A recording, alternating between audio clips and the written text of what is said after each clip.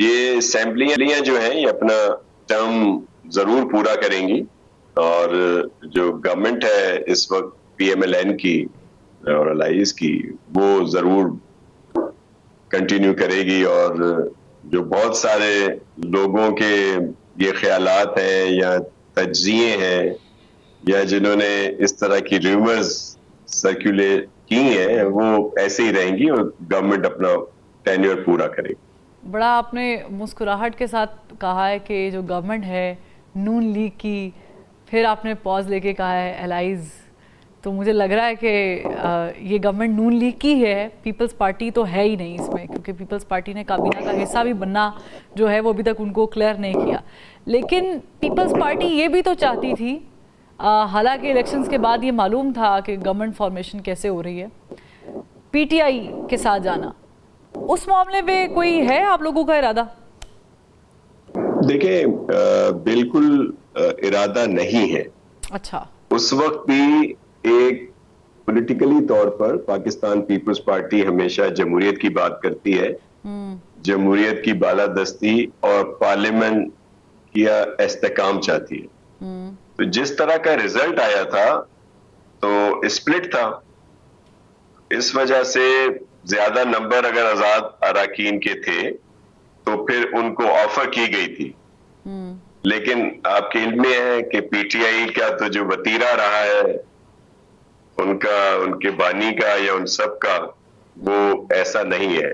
तो फिर हमने पार्लियामेंट की बेहतरी और उसके इस्तेकाम के लिए पीएमएलएन ने जब रुजू किया तो हमने फिर उनके साथ शामिल जरूर हुए, उनकी सपोर्ट की गवर्नमेंट की फॉर्मेशन में। उसकी बड़ी वजह यह भी थी कि अगर हम लोग ये फैसला ना करते तो फिर दूसरे इलेक्शन की तरफ जाया जाता और फिर यहाँ पे कोई यकीनी बात नहीं है कि वो इलेक्शन 60 दिन में होते हैं, 90 दिन में होते हैं या 9 साल में होते।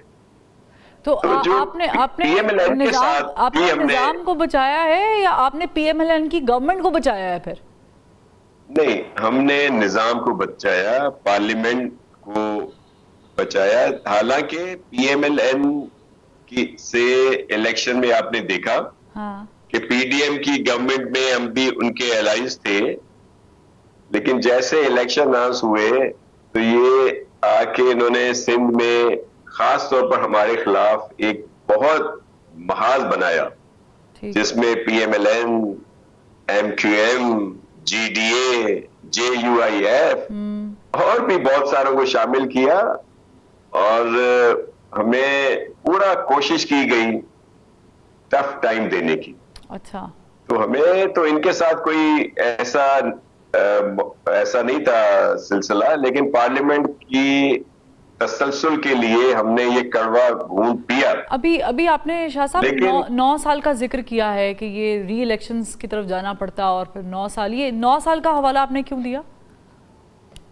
देखिए ये तारीख रही है ना, आपको याद होगा जिया जब आए थे तो कलमा पढ़ने के बाद उन्होंने 90 दिन की बात की थी, 11 साल और फिर वो कमोबेश 9 साल तक चली गई। अच्छा। तो ये हमारा तारीख का हिस्सा रहा है। तो अगर ये तो यानी आपको अभी भी खौफ है वो जिया साहब वाली रिपुटेशन का? देखिए ऐसा खौफ है नहीं, ये इश्यूज जरूर सामने आते हैं कि जी इस तरह की कोई इमरजेंसी की बात कर रहा है, कोई फिर उसी तरह से कह रहा है कि जी वो भी आ सकता है, माशाल्लाह खुदा न खास्ता यहाँ लग सकता है। तो ये, लेकिन मैं ये अर्ज कर रहा हूँ, ये क्यों कहा जाता है?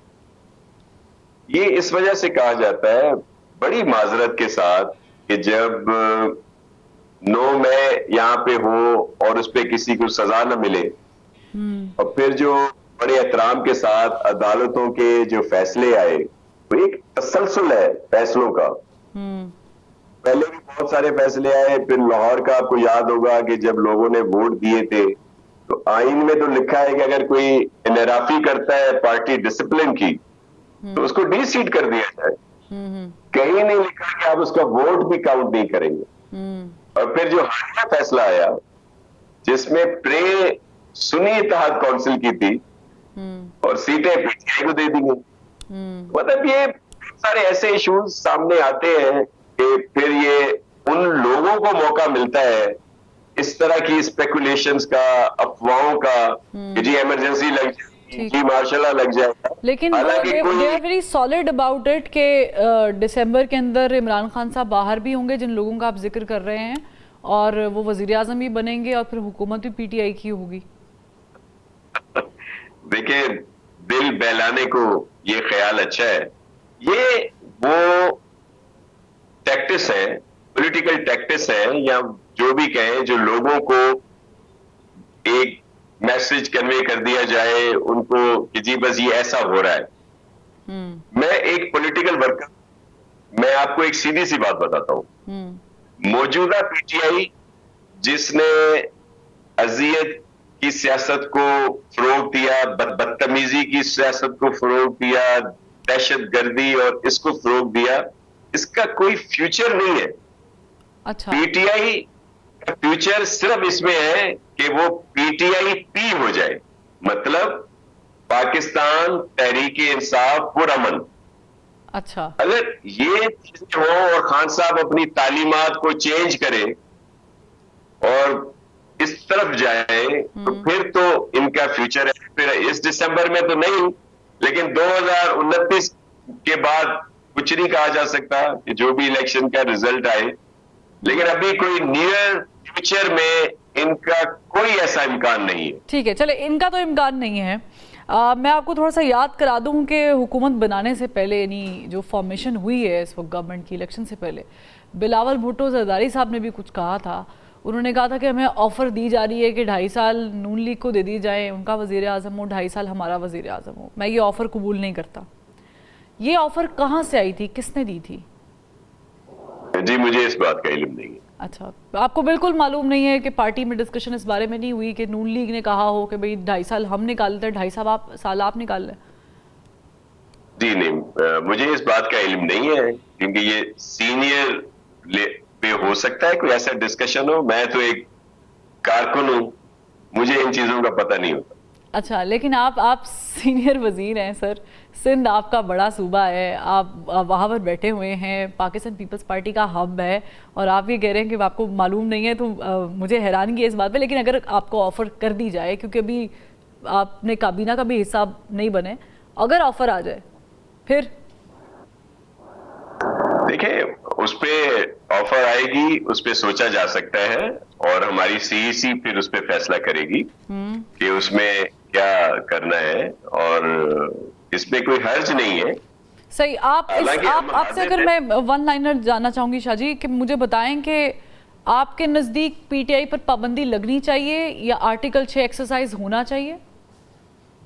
देखिए, जो कोई भी सियासी पार्टी है उस पर पाबंदी लगाने के पीपल्स पार्टी हक में नहीं है। ठीक है, लेकिन उस पार्टी को ये साबित करना होगा कि वो पॉलिटिकल पार्टी है, या इंतहा पसंद या दहशतगर्द पार्टी है, या कौन सी पार्टी है। आप पीटीआई को, इतने बड़े मैंडेट के साथ पीटीआई आई है, आप पीटीआई को पॉलिटिकल पार्टी एक्सेप्ट नहीं करते?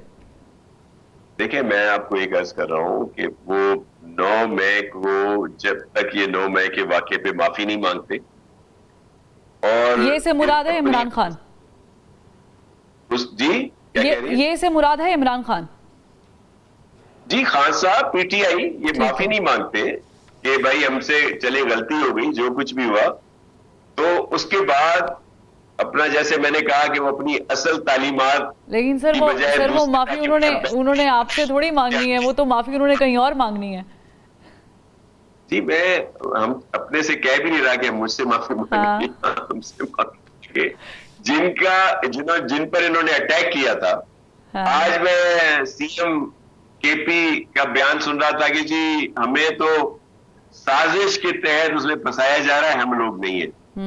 मैं एक सिंपल सी बात करता हूं कि सब चीज ऑन रिकॉर्ड है।